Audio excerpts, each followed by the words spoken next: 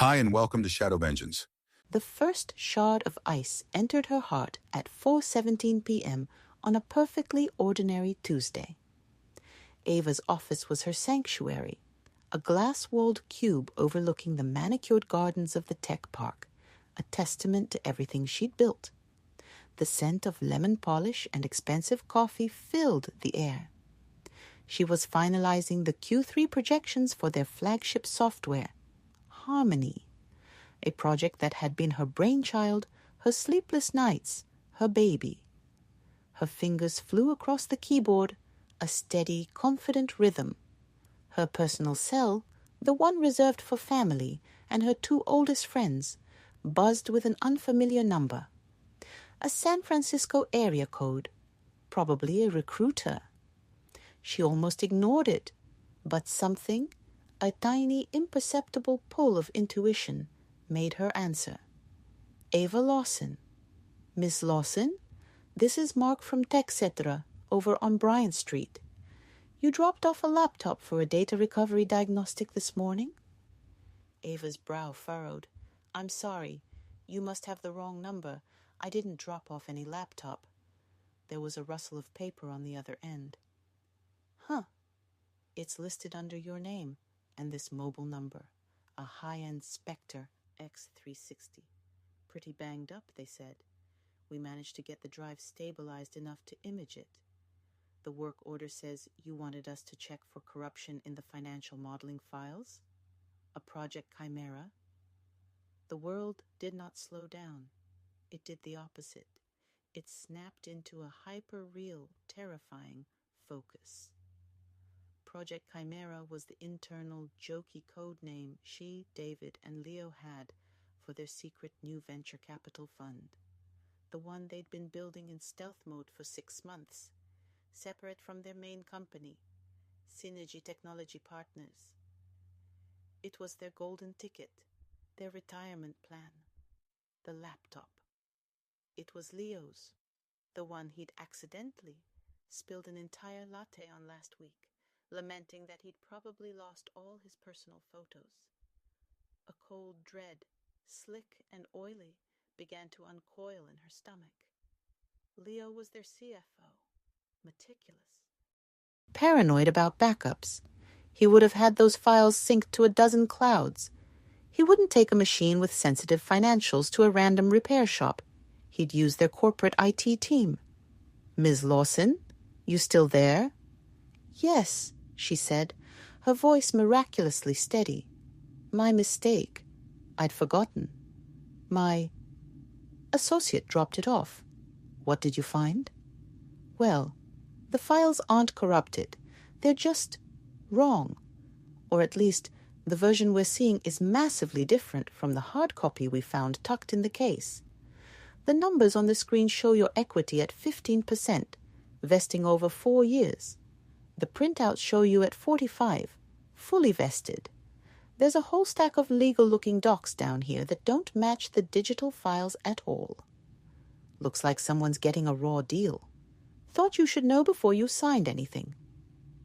The ice shard plunged deep, its coldness spreading through her veins, freezing the air in her lungs. 15%, vesting. After 12 years of pouring her soul into this company. After she'd mortgaged her house twice to keep the lights on in the early days. After she'd been the one to design Harmony, to secure their first round of funding, to be the public face that gave investors confidence. Thank you, Mark, she heard herself say, her voice a stranger's calm and smooth. You've been incredibly helpful. Please, do not proceed any further. Do not contact anyone else about this. I will be there in an hour to collect everything. There will be a significant bonus for your discretion. She hung up. She did not move. She stared at the sleek, modern lines of her monitor, at the charts and graphs that represented a future she had just discovered was a lie. David and Leo. David, her partner in every sense of the word, for the last 5 years. The man who had whispered love into her hair and promises of a shared empire. Leo, the brilliant, awkward numbers genius she'd plucked from a middling accounting firm and made a millionaire. Her friends, her family. They were cutting her out. They were erasing her. The pain was a physical blow, a sucker punch to the gut that left her breathless. It was followed instantly by a rage so pure, so incandescent, it burned away the cold. It was a white-hot star in the center of her chest. She wanted to storm into David's office, to scream, to throw things, to watch the shock and guilt on his handsome, treacherous face. But she didn't. Ava Lawson, at 41, was not the woman she had been at 30 when they'd started this. That woman was fiery, impulsive, passionate. This woman was a CEO, a strategist. She understood that the greatest power was often held in absolute stillness. She took a slow, deliberate breath, then another. She saved her work and closed the file. She stood, smoothed her tailored cream-colored trousers, and picked up her purse. She walked out of her office, offering a small professional smile to her assistant. "Headed out early, Jess. Migraine. Hold all my calls." "Feel better, Ava?" Jess said, her voice full of genuine concern. The kindness almost broke her. She nodded, unable to speak, and made for the elevator. The drive to the repair shop was a blur. She collected the laptop and the damning folder of printed documents, handing a stunned Mark $500 in cash from her emergency fund. She drove home to her silent, elegant townhouse purchased after the last big liquidity event, a place David had helped her choose, and she spread the evidence out on her vast, unused dining table. She read every page, every clause.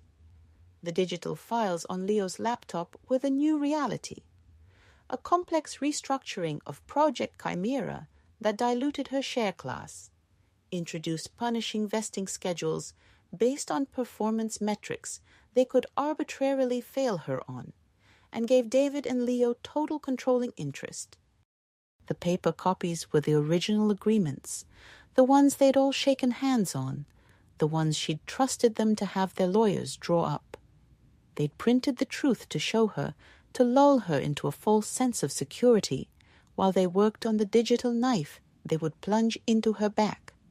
They were waiting for the Harmony launch in 3 weeks, the launch that would send their valuation into the stratosphere and make Project Chimera the most sought-after fund in Silicon Valley. Then they would present her with the new terms. "Take it or leave it," they'd say. "The lawyers insist this is cleaner." And by then, the real documents would be signed, filed, and executed. She'd be locked out. Her phone buzzed, a text from David. "Miss you at the office. Dinner tonight? I got us reservations at Quince." She stared at the screen. Quince, their place, where they celebrated anniversaries and closed deals. The hypocrisy was breathtaking. She could picture him, sitting in his office, feet on his desk, texting her with the same fingers that were typing the commands to dismantle her life. The rage star in her chest pulsed, but it was no longer wild. It was cold, calculated. It was fuel. She typed back, her hands steady. "Sounds perfect. Can't wait. XO." She had 3 weeks, and she would need every second. The next morning, Ava walked into the office looking perfectly composed. She wore a power red dress, a color she knew David loved on her. She was playing a part now, the role of her life, the unaware partner. "Look who's back in fighting form," David greeted her, sweeping into her office and planting a kiss on her cheek. His cologne, something woody and expensive, usually made her feel safe. Now it made her nauseous. "Quince at 8. Don't be late." "Wouldn't miss it," she said, smiling up at him. She let her eyes crinkle at the corners, the way they did when she was genuinely happy. She was a master of her own tells. Just need to dive into these final Harmony security protocols. Leo's been nagging me about them for weeks. David's smile tightened almost imperceptibly. Right. The protocols. Of course. Well, don't let him work you too hard. He's a slave driver. He said it with a chuckle, the affectionate jab of a co-conspirator. After he left, Ava's smile vanished, so the new security protocols for the financial back end of Harmony were part of it. Leo had been insisting she personally sign off on a new, complex system of multi-factor authentication and access logs. At the time, she'd thought he was just being his paranoid self. Now she saw it for what it was. They were building a cage. They wanted a detailed, auditable trail that would show her after the fact as having approved the very systems that would later be used to lock her out. They could claim she was complicit in her own demotion. Well, she thought, two could play at that game. Her revenge would not be loud. It would not be a lawsuit, a public scandal, a screaming match in the boardroom. Those things took time, money, and energy she no longer had. They left a mess. They involved lawyers and judges and the inevitable. Draining, he said, she said, that powerful men like David and Leo were so adept at winning. No, her revenge would be silent, absolute, and utterly final. She would not try to take the money for herself. That would be messy, traceable, and would only prove to them that she was as venal as they were. She would not destroy the company. Harmony was her creation, her legacy, and it employed hundreds of good, innocent people. She would simply make the money disappear. The vast, obscene wealth of Project Chimera, the fund built on her ideas, her reputation, her work, would vanish into thin air. It would go where they could never retrieve it, where it could never enrich them. It would go to a cause so unimpeachably good, so morally sound, that any complaint from them would make them look like the monsters they were. She would give it all away. The plan was audacious, terrifying, and perfect. It required precision, nerve, and an intimate knowledge of the company's digital infrastructure knowledge she possessed, and they had always undervalued. Over the next 2 weeks, Ava became a ghost in the machine of her own life. She attended meetings, laughed at David's jokes, approved budgets, and praised her team. She went to dinners, made love to the man she now loathed, and listened to Leo drone on about market fluctuations. And all the while, behind her eyes, she was working. She couldn't access the Project Chimera accounts directly yet. Leo had those locked down tight, with the new security gates set to go live after the launch. But she didn't need to. She needed the keys to the kingdom. And she knew where they were hidden. Years ago, when they'd built the first version of their financial platform, she had insisted on a fail-safe, a break glass in case of emergency protocol. It was a master administrative key buried deep within the codebase of Harmony itself, invisible to the user interface. It was designed to allow them to recover company assets if a rogue actor or a compromised partner ever tried to hijack them. Only the 3 founding partners knew it existed, and she was the only one who had ever bothered to memorize the complex 32-character passphrase that activated it. David and Leo had dismissed it as her being overly cautious. They'd long forgotten it was there. The protocol was her back door. It would grant her one-time, untraceable, God-level access to any financial instrument connected to their core banking system. It would bypass every security measure Leo had so painstakingly built. She spent her nights in a hidden virtual machine on her home computer, mapping the transaction paths. She couldn't test it without setting off alarms, so she had to be perfect. She identified the exact moment of maximum vulnerability, the day after the Harmony launch, when the final round of investor capital would flood into the Project Chimera accounts. The money would be sitting there, a digital dragon's hoard, for exactly 48 hours before it was deployed into its first investments. That was her window. The final piece was the destination. It couldn't be a random charity.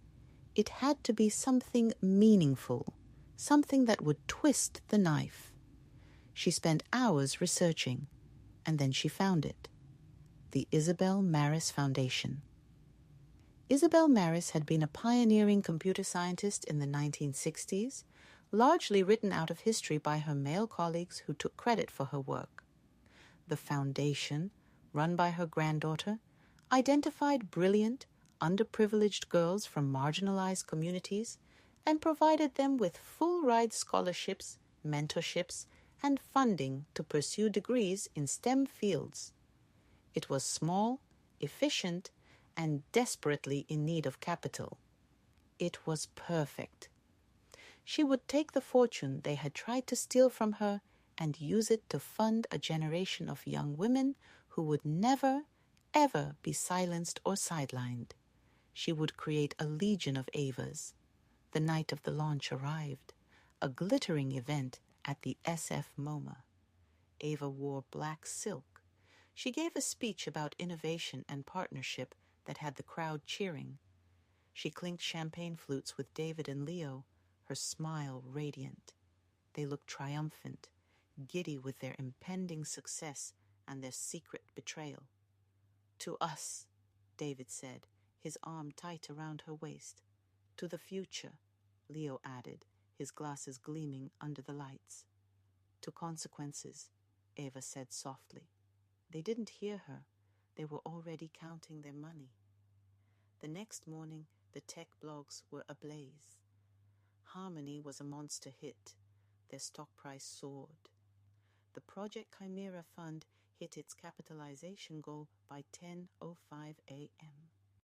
At 1 p.m., while the office was still buzzing with a post-success lethargy, and David and Leo were undoubtedly at a long celebratory lunch, Ava closed the door to her office. She attached a sleek, anonymous hardware key to her laptop, a final personal security measure she'd bought with cash. She opened a terminal window, black screen, green text. Her heart was not pounding. It was steady. This was not a crime. This was a correction.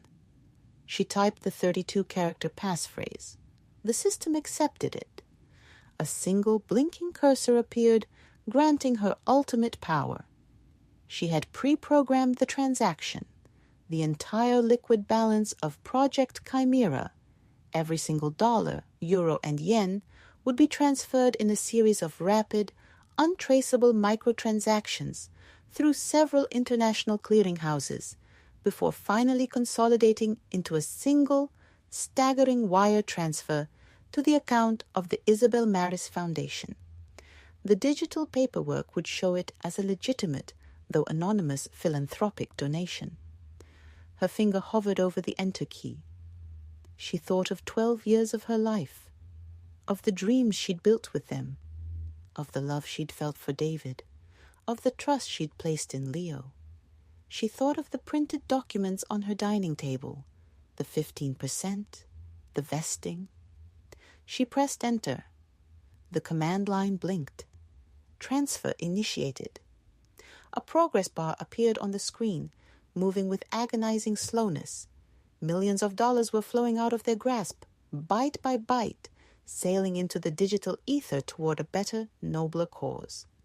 5 minutes. 10. The office was quiet outside her door. Finally, a new message flashed on the screen. Transfer complete. Total, $187,430,55. 12 USD. Transaction ID, 04A7F2C. Ava leaned back in her chair. It was done. The dragon's hoard was gone. The silence in her office was profound. She felt empty, cleansed. The white-hot star of her rage had burned out, leaving behind a cool, calm certainty. She carefully wiped her activity from the local machine, removed the hardware key, and placed it in her purse. She would drop it into the bay on her way home. Then she stood, picked up the manila folder containing the original paper agreements, and walked out of her office. She didn't look back. She rode the elevator down to the lobby, nodded at the security guard, and stepped out into the bright California afternoon. She took her phone from her purse. She had one text from David. "Where'd you disappear to? Leo and I are at the vault. Come celebrate. The transfer is complete. We're officially billionaires." She smiled a small private smile. She typed a reply, her final words to them. "I know. Enjoy the champagne." Then she blocked his number. She hailed a cab. "The airport?" she said. She had a one-way ticket to Nice booked under a name that wasn't quite hers. She'd planned it weeks ago, a necessary part of the exit strategy. She would sit by the Mediterranean Sea and read the news, and she would wait.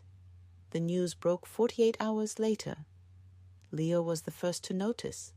The money was just gone. The accounts were empty. There was no record of a transfer in their internal logs, no alerts, no flags. It was as if the money had never existed. Panic ensued. They called the banks, who were baffled. They called their lawyers, who were alarmed. They called the FBI, who opened an investigation. The only clue was a transaction ID provided by the receiving bank that led them on a wild goose chase through shell companies and offshore entities before dead-ending. And the recipient, the Isabel Maris Foundation, which had just become the best-funded STEM charity for girls on the planet. Their director, a woman named Clara Maris, gave a brief, tearful television interview talking about the anonymous benefactor who had allowed them to change thousands of lives. The tech press went into a frenzy. Project Chimera was the scandal of the decade. Had they been hacked by an international cyber criminal? Was it an inside job? It was David who finally put it together. Ava's disappearance, her cryptic text, her deep knowledge of their systems. He remembered the old break glass protocol she'd insisted on, the one they'd never used. He went to her townhouse. It was empty, pristine, as if no one had ever lived there. On the dining table, centered perfectly, was a single manila folder. He opened it with trembling hands. Inside were the original signed paper agreements for Project Chimera, showing her 45% stake. Paper clipped to the front was a sticky note in Ava's elegant looping handwriting. "I believe this was our agreement. It appears you had a different one. I have simply reconciled the books. I've taken my share and a little more for my trouble, and donated it to a cause with better morals than my partner's. Consider it my severance package. Don't try to find me. You never really saw me when I was right in front of you. P.S. The coffee-stained laptop was a nice touch, Leo. But next time you try to hide a paper trail, try a less talkative repairman." There was no lawsuit they could file. To do so would mean admitting to their own fraud, to the original plan to cheat her. The FBI, once they saw the documents, quietly closed the case, classifying it as a civil matter, a partnership dispute. The court of public opinion, however, was brutal. David and Leo were vilified. Their reputations were destroyed. Synergy Technology Partners bled clients and investors. They were forced to resign in disgrace. Ava, meanwhile, became a folk hero, a ghost story whispered in venture capital firms and women in tech conferences. The woman who had vanished into thin air, leaving behind a multi-million-dollar act of vengeance and philanthropy. Months later, on a sunny terrace overlooking the French Riviera, a woman with sun-streaked hair and a relaxed smile sipped a glass of rosé. She was reading a digital edition of the Wall Street Journal on her tablet. A small article detailed the bankruptcy proceedings of Synergy Technology Partners. She didn't smile in triumph.